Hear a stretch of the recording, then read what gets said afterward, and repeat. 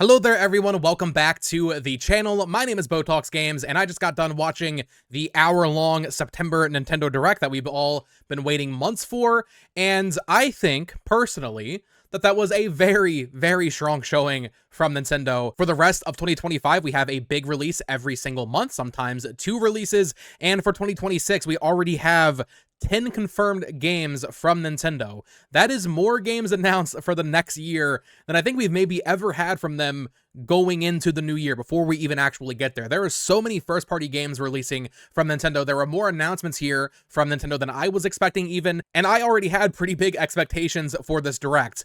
We didn't get the megaton heavy hitter being 3D Mario or Animal Crossing that I think a lot of us, myself included, expected. I thought one of those games would show up here. In fact, instead it ended on Fire Emblem, which I do think, as much as I love Fire Emblem, is kind of a weak closer considering that this is the first big Switch 2 era Direct. So, you know, my Fire Emblem bias aside, I can see why that closing the showcase might not have been for everybody, but let's just go over everything one by one and kind of just talk about what we saw in this Direct. It was much more first-party heavy than I expected. There were some notable omissions. We'll get to those that I'm a little, you know, kind of left scratching my head for, but we started with the Mario anniversary stuff, and the opening of it is a little slow. I thought all this Mario stuff would be at the end of the Direct, and frankly, the moment they opened with it, I was like, oh, okay, 3D Mario probably not going to be here. But they start off with Miyamoto talking about the museum and Universal Nintendo Land and all that stuff, right? And then they announced the title of the movie, which did end up leaking yesterday. It is the Super Mario Galaxy movie. I can't show it because Universal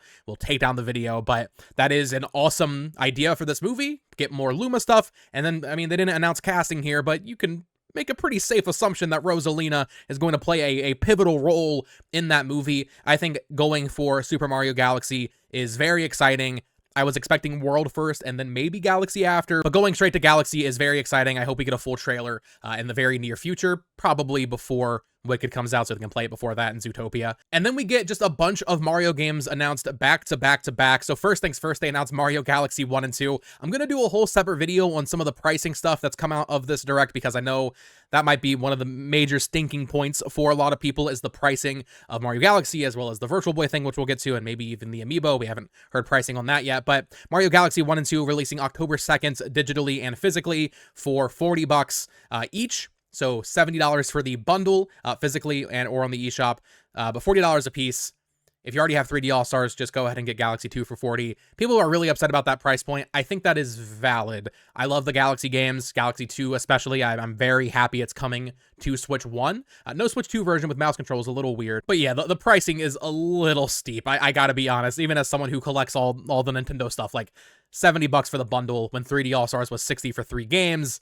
I'm also a little disappointed that 3D Land is left dead in a ditch somewhere. I really wanted 3D Land to come back, but alas. And that is our big Mario game for the holiday. We are not getting Mario Wonder Switch 2 edition this year like I was predicting. That is instead going to be a spring 2026 game because they showed that and they showed all these cool multiplayer modes. Really unique angle for the DLC. There's already some stuff that we've learned that they didn't really talk about, such as Rosalina being playable. Rosalina's being added to this game. They also seem to tease some actual, you know, traditional levels for this game as well. So Mario Wonder Switch 2 edition, cannot wait for that. I wish it was this year. That is honestly one of the bigger disappointments for me is that it seems so far away right now, but just another thing to have near the movie next year, which does make a lot of sense, especially if the DLC like single player content ends up being more Galaxy themed with Rosalina. Just kind of makes sense to tie that in with the movie.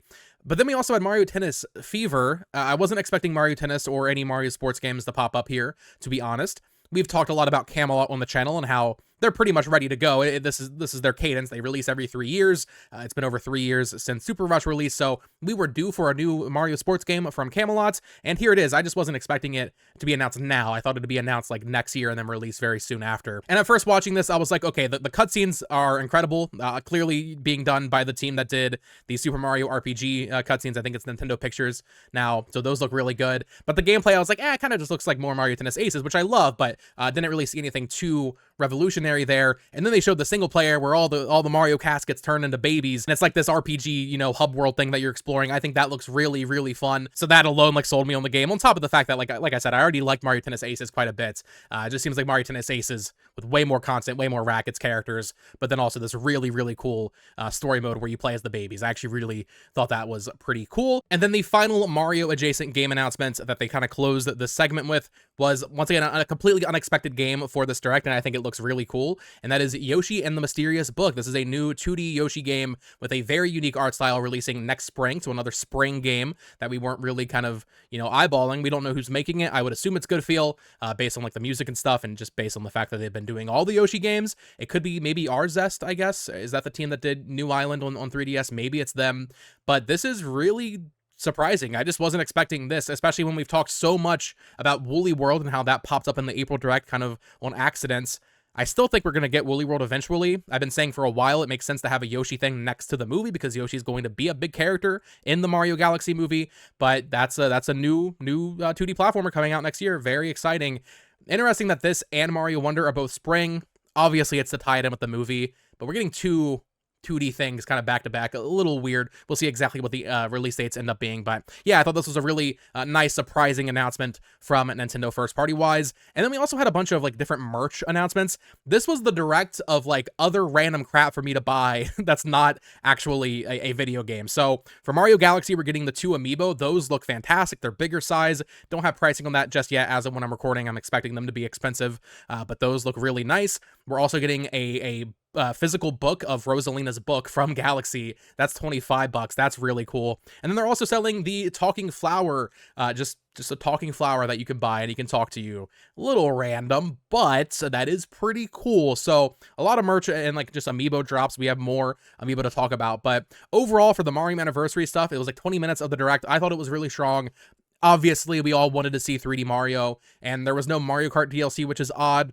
But getting the announcements of Mario Tennis Fever and Yoshi and the Mysterious Book, which I hate that title for Yoshi. It's so boring. It's just like Yoshi and the book. You know, it's like, I don't know. They could have done better with that. But I thought this was a pretty strong first third of this Nintendo Direct. Some pretty exciting announcements. Some of them I wish were a little bit sooner, specifically Mario Wonder. But we have so many games to play, I don't mind waiting a few more months for that release. And then we get into our Switch 1 games. So there's only a few of them. I don't have much to say. There's this Storm Lancers game that's out now. This game called Dinkum, which is like an Australian farming sim. There's this co-op game that looked kind of fun called Popu I want to say just a bunch of random stuff. And then they showed Tomodachi Life Living the Dream. This makes sense to show just because, well, Tomodachi Life Living the Dream was a huge announcement in the March Direct. Still no release date, though. It was confirmed for spring, so we now have a more concrete window. So already, you know, first 22 minutes of this Direct, we're looking at Mario Wonder, Mario Tennis Fever, we're looking at the Yoshi and the Mysterious Book, and Tomodachi Life, all confirmed for early next year. That is... like, that's an insane first half lineup already for the Switch 2, let alone if they announce anything else that we don't know about just yet. So, Tomodachi Life, it looks good. Just more of it, you know, I wish we had gotten a concrete release date. The Mii Maker looks good. It doesn't look like it's quite the Miitopia one, which is a little disappointing. I might do a full trailer analysis for this game, but just happy to see it again. No Switch 2 edition announced. I did think was a little weird. I was expecting that. And then also, we can talk about our first notable omission from Nintendo. Rhythm Heaven Groove was not here. I guess that means that game is further out than we thought. I don't really know why they announced it when they did. I guess they were just like, oh, we need to announce some Switch 1 games. But the fact that it wasn't here tells me that might be like a second half 2026 game, which I kind of had those reversed. I thought Rhythm Heaven would be first, maybe even in January, and then Tomodachi Life would be a few months later, still spring, but after Rhythm Heaven. But that seemingly will not end up being the case now. Then we get into our third-party announcements. Third-party stuff in this Direct, very strange, mostly like indie games, but then some really strong Japanese third-party support, especially from Square Enix. So first things first, they showed the Mortal Kombat Legacy Collection digital October 30th, physical December 12th. Pretty cool. We already knew about that. Final Fantasy VII Remake Intergrade, though, we have a release date for. I think, pretty much right on the money here. It's releasing January 22nd, so they said winter for that. I did say it'd be January 2026, so that is happening. Physical and digital game key card, of course, $40. Really cool. Really nice price points on that, so shout out to them. They also confirmed on Twitter after the Direct that they will be doing the full Remake Trilogy on Switch 2, as well as Xbox, so you can expect Part 3 of the Remake Trilogy to be day and dates on you know, PS5 and Switch 2, which is really exciting. Hopefully we get Rebirth next year as well. Got a nice new trailer for Hades 2, and man, oh man, September just keeps stacking up. Hades 2 is releasing in 2 weeks on September 25th. I cannot wait for this game. It is a little surprising, I will say now, no first-party Nintendo game for September. We do have the Donkey Kong DLC that just came out today that we'll talk about, but no major release from them this entire month is surprising. But Hades 2, man, oh, I cannot wait for this. I played so much Hades 1 when that came out several years back. I love Supergiant, so this is going to take a lot of hours out of my gaming time later this month. Then they showed some Kirby Air Riders, not too much in terms of new gameplay. They didn't show the new mode they were teasing or anything, but the collector and me very happy. They announced a wave of amiibo for this game, and it's very similar to the Skylanders Superchargers amiibo they did back then, where the vehicle is actually separate, and you can swap the figure between the vehicles, and then like Smash Bros, very Sakurai in fashion, you can like train them up and race against them or whatever. But this is a whole new line of amiibo. They teased Kirby and Waddle Dee. They're doing more later on, they said, and they're also doing a Kirby Air Riders Direct again. No time frame for that. I would assume late October, early November, since this game is releasing towards the end of November. But yeah, Kirby Air Riders looks fantastic. Happy about more amiibo. Love that. And then we saw Hyrule Warriors Age of Imprisonment. I was right on the money with this one. I said November 6th would be the release date. That is, in fact, the release date. People were really doubting it, saying it was going to release next year. I was like, no, dude, they're not going to announce Hyrule Warriors that far in advance. They showed off some split screen. Game looks like it's running really well. I want to say it was 60 FPS, at least in, one player mode, and then 30 FPS in two player. No amiibo updates for this one because they had teased the Minoru's contract one, but I just think this game looks really solid. Happy that it's releasing this year. And then Square Enix announced the one that we've been talking about a lot recently, and that is Dragon Quest VII Reimagined. This is a full remake of Dragon Quest VII for the Switch 2, also Switch 1. I'm not sure if I love the art style, I gotta be honest. Like, the cutscenes look fantastic, but then sometimes, I don't know. I need to rewatch the trailer, and of course, once I get my hands on the game, I'm sure I'll adjust to it. But the art style I thought looked a little weird. Releasing this February, though, so very soon after Dragon Quest 1 and 2 HD, Square Enix locking in on their remasters for Switch 2. I mean, you gotta do what makes money. And Dragon Quest 3 last year was like one of the best selling games in Japan, so it makes sense to just start remastering all these Dragon Quest games, get them all available on modern platforms while they're kind of reevaluating their plans. Yeah, February 5th for that one. That is so soon. Kind of can't believe that, to be honest. Next up, they went over some service updates. I wasn't expecting this. This was actually my biggest pop off during the Direct. So they showed some Nintendo Today stuff. They added a Kirby theme. We actually knew about that last night.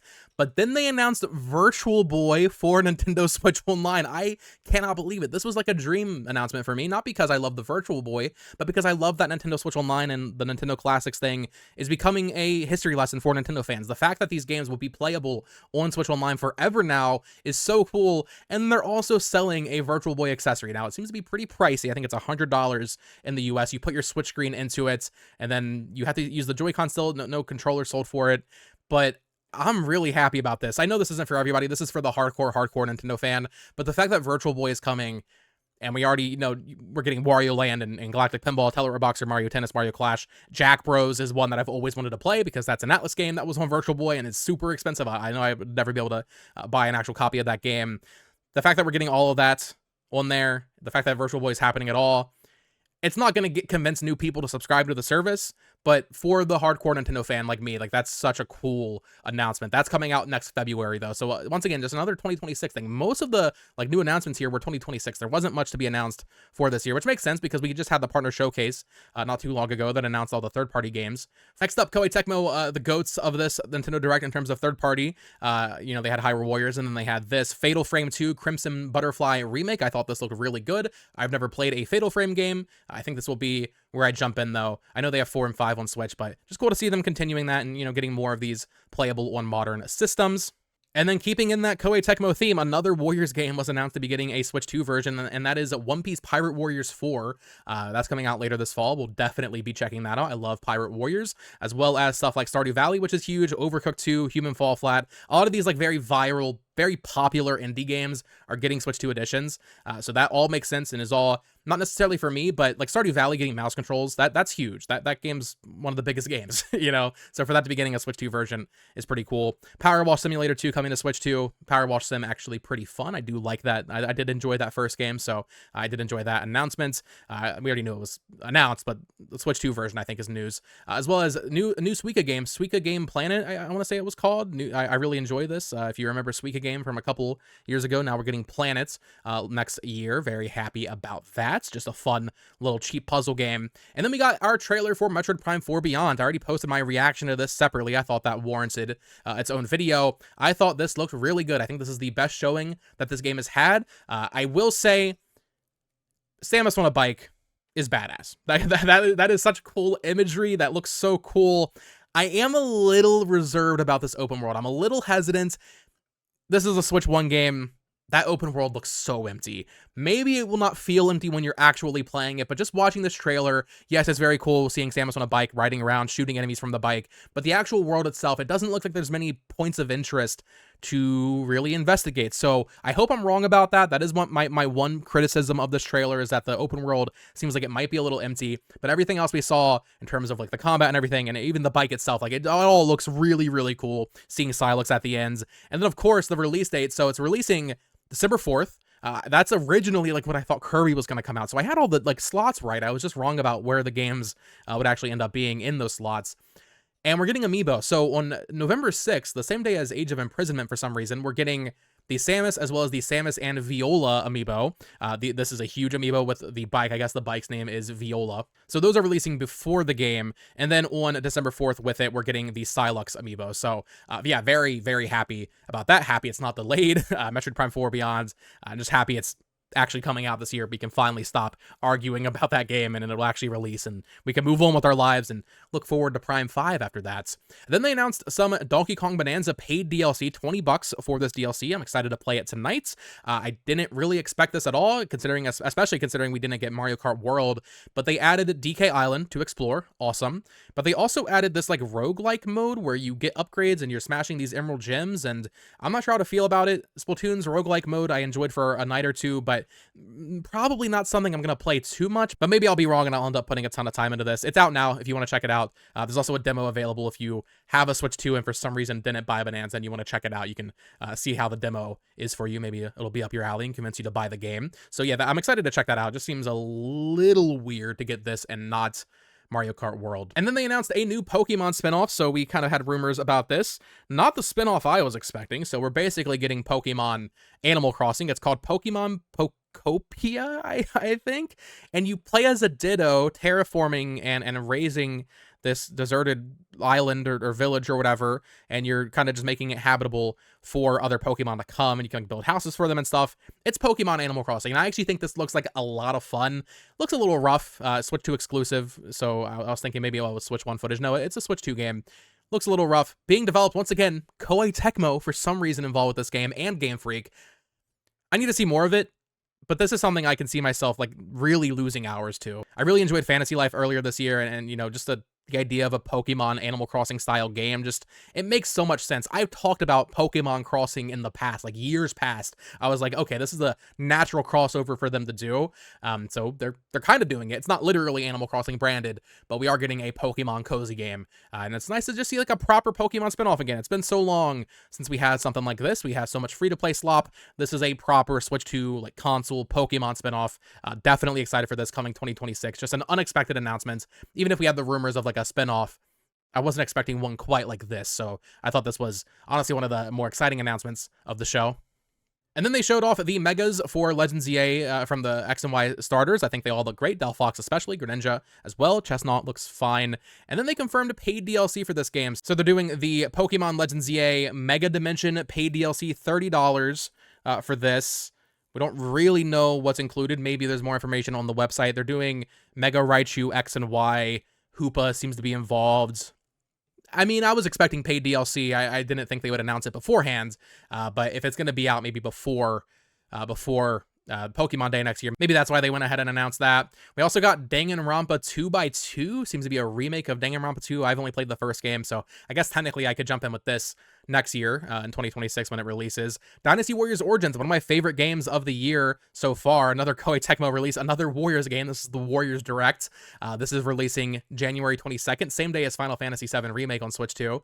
They also announced paid DLC for that game, so I'm going to double dip on that. I'm excited about that. Monster Hunter Stories 3 popped up again after being announced just a few weeks ago. This is coming out in early March on Switch 2. I thought it looked a little rough. I don't know if this game is for me, but I'll probably check it out. We'll see. what happens there. Little sizzle reel, not really announcing anything too crazy here. Persona 3 Reload got a demo this morning, so that's of note. And then we had two kind of final announcements, two segments here. Resident Evil Requiem was announced for Switch 2, releasing day and date with the other versions.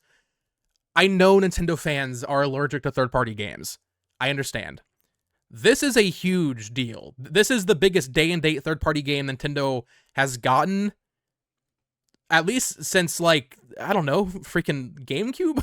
like this is a huge deal. Switch did not get any third-party support on this level of a AAA quality day and date. We got stuff later, like Witcher 3, Doom, Skyrim, of course, but this is releasing day and date with the other versions, and it looks like a really, really good port of this game, really good frame rate. So Capcom doing the Lord's work. They also confirmed that 7 and 8 are releasing on Switch 2, as expected based on the rumors.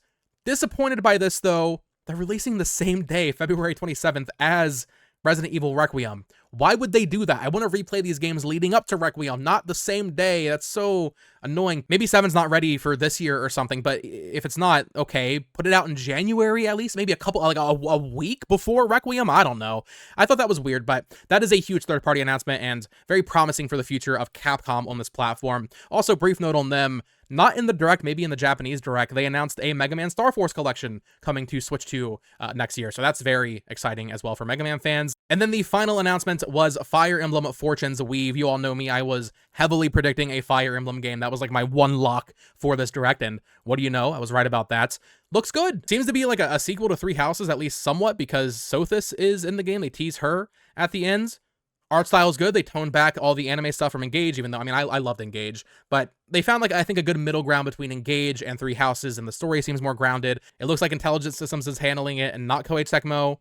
Fire Emblem 4 Remake doesn't exist. I think we can safely put that whole rumor to bed. I think this looks good. It's hard to get too excited about, like, a Fire Emblem just gameplay trailer, because, like, a lot of the appeal is, you know, the methodical, tactical gameplay, but also the story and characters and getting invested in them. It's hard to do that with a trailer, but I like the character designs. I like the tone of the story. I like the art style. So we'll just need to wait and see more. But I already know this is going to be like one of my favorite games of 2026. So I think because it's Fire Emblem and that's inherently a little bit more niche, not every Nintendo fan is into Fire Emblem.